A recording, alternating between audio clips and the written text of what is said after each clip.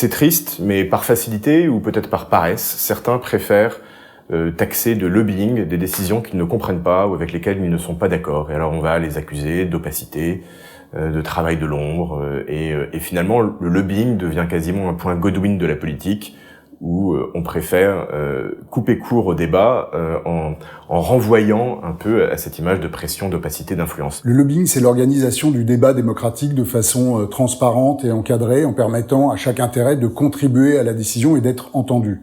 Les caricatures ont la vie dure. Les lobbyistes ne sont pas des tapis dans l'ombre des colonnes du Parlement, armés de leur carnet d'adresses, prêts à galvauder l'intérêt général. Évitons la caricature. Le lobbying est un métier de représentation et d'interface qui a pour objectif de convaincre, pas de manipuler. C'est un métier qui a pour vocation d'apporter de l'expertise aux décideurs publics pour qu'ils soient en capacité de prendre sa décision en toute connaissance de cause. Et l'objectif, c'est pas de mettre de la pression. La pression, en revanche, elle existe par exemple sur les réseaux sociaux, là où, dans l'opacité, derrière des pseudos, certains exercent massivement et violemment des pressions sur les décideurs publics. Notre métier, ce n'est pas du blabla.